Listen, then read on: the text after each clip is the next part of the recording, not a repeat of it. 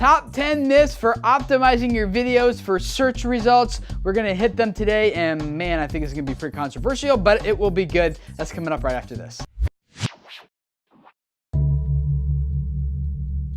Hey guys, my name is Tim Schmoyer and welcome to another week of Real SEO's Creators Tip, where every week we do our best to help you guys as video marketers know how you can make your content perform the best as it can here on the web. And what better way to make your content perform than having it show up very high in search results. But as you probably know, getting your video to the top of those search results is not as easy as you might hope. And if you've done any type of research out there on different websites, blogs, forums, you know that almost every creator has a different SEO strategy and tactics for how they think that you should best optimize your videos for search results. Do this, don't do that, and all these different things. Well, a lot of them conflict with each other, and I am here to set the record straight about a lot of these different YouTube video SEO myths. The first YouTube SEO myth that we here at Real SEO see out there is one, put your keywords in the actual file name of your video before uploading it to YouTube. People say that when you do this, that's the very first thing YouTube knows about your video, and so having those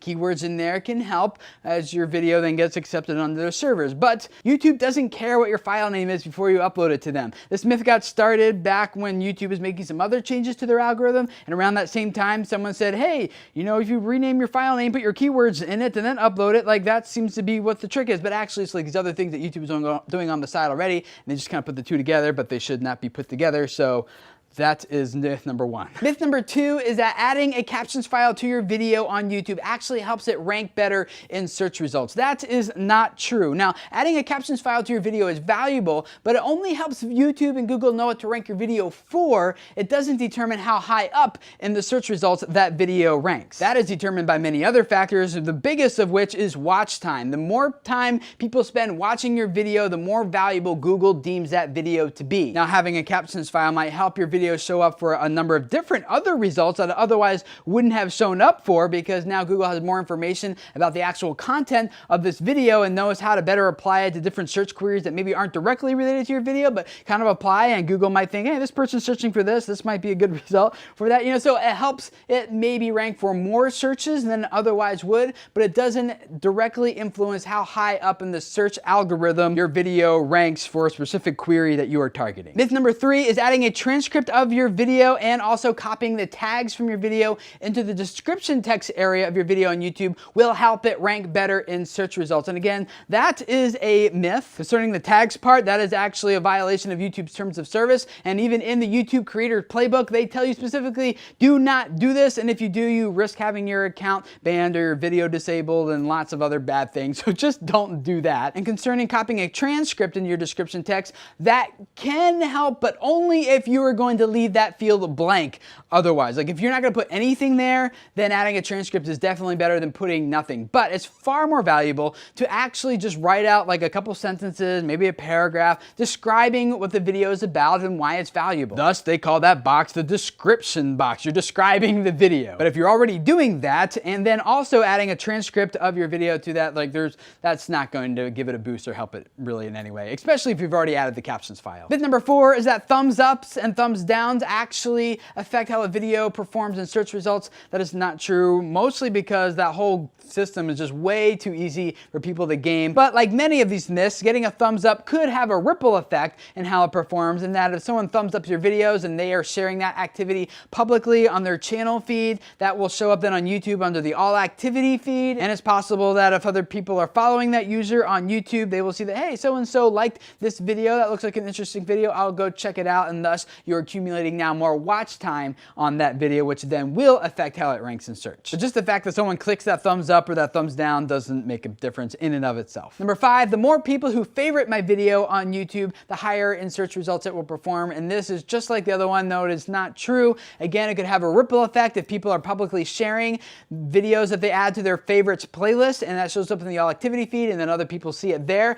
Then again, it ranks better because you're driving more watch time to it that way, not because you just just have like a lot of people add it to favorites, and YouTube somehow favorites videos that have more favorites than it does those who don't. Number 6, the number of websites that embed my video influences how that video will rank in search. And this is also not true with the caveat. It's not true in the sense that just the sheer number somehow matters. I mean, you could have your video embedded on 1,000 websites that no one visits and have no like rank to them and have no authority and contribute 0 views to the actual video overall. Like that actually won't make a difference. But if your video gets embedded into a couple sites that are relevant to your video, and those are actually sending views and sending engagement and increasing watch time, then yes, that can then influence your video's rankings in search. But just the pure number in and of itself doesn't actually make a difference. Number 7, the more shares a video gets, the better it will perform in search results. And this is also not true because you can have like 1,000 Twitter bots all just sharing that URL to nobody.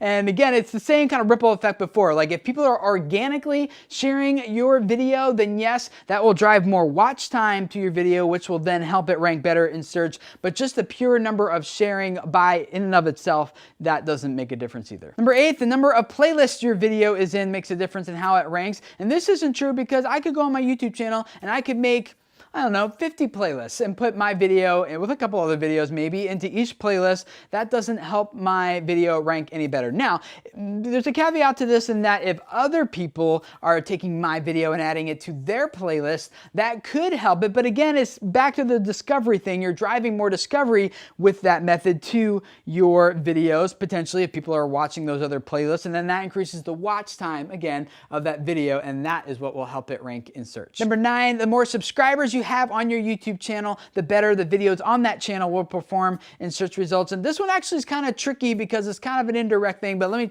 try to explain it. If you have a lot of subscribers on your YouTube channel, then you are more likely to drive a lot of watch time to that video, especially within the first week of it being published, which is like when it really needs to gather like a lot of watch time in order to rank really well. So if you have a lot of subscribers, your videos are gonna do very well just because of the watch time you're driving. But let's say you have a video that's on 2 different channels. Both videos have the exact same amount of watch time on each channel, but this channel has 16,000 subscribers, and this one has 20,000 subscribers. Will this one rank higher just because it has more subscribers? That we don't actually know. But it seems likely that that would be a myth because it doesn't really fit into YouTube and Google's like overall search philosophy and strategy and values. Myth number 10 is that the older the video is on YouTube, the better it will rank in search results. And this isn't true because sometimes like if you were looking up, you know, like video SEO tips, like you probably don't want videos on that from like 5 years ago because that's changed so much. You actually want more recent content about that, like this one. Now again, there could be a ripple effect here in that the longer a video has been on YouTube, the longer it's had to accumulate watch time, but that doesn't necessarily mean that just because it's older, it's actually automatically going to rank better. And finally, a bonus one for you guys, number 11, and this is the biggest one that I hear all the time,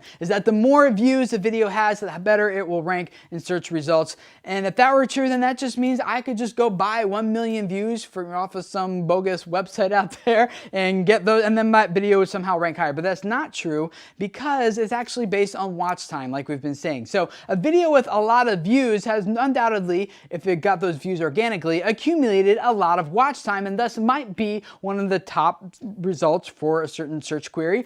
But it's not there because of the number of views, it's there because of the watch time that it drove. So you could potentially have a video that outperforms the highest ranking video with half the number of views if your viewers watch it for twice as long as the people who are watching the other video. Like I already mentioned, that first week in which a video is published is crucial for driving as much watch time as you can, because in that time period, Google's kind of testing. It's like, okay, we don't have enough information about this video yet. Let's kind of boost it up in the search results and see how it performs. Are people clicking on it? Are they actually watching it through to its entire duration? Are they abandoning it very quickly? Or, you know, and they start to rank your video based on how it performs in the search results. And after a week, it will say, okay, this video held its own, it can stay right here, or no, these other videos are still performing better, we're going to take it out. That's why you can search for something on YouTube and you see that little new mark next to that video in the search results. That is an indication that Google is saying, we are just testing this video. It is less than a week old, so let's go ahead and see how it'll perform. Let's see if you take a bite and watch this, and if you do, how long do you watch this? And also, if you watch it, how long do you watch this video? But also,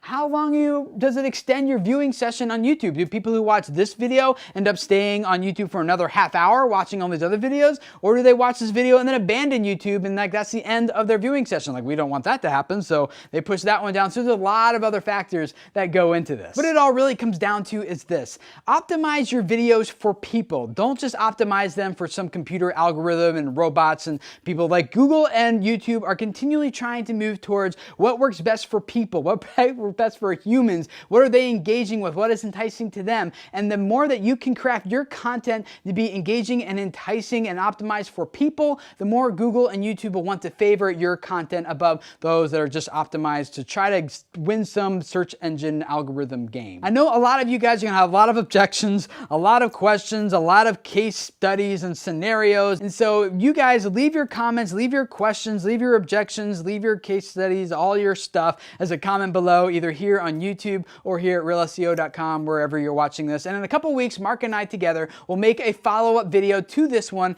addressing all of those things and doing our best to answer them and help give some clarity on some of the things that might be more confusing or the things that you totally disagree with or whatever. So comments below, and we'll look forward to doing that with you guys in a couple weeks. Of course, to get that though, you're gonna have to subscribe either here on YouTube or at realseo.com. And we'd love to have you do that because every week, like I said, we do videos just like this to help you guys out as video marketers. And then on the website, we're posting tons of stuff for you guys all throughout the week because we really wanna serve you guys. So subscribe, and we will see you guys again next week for another Creators Tip video. See you then, bye.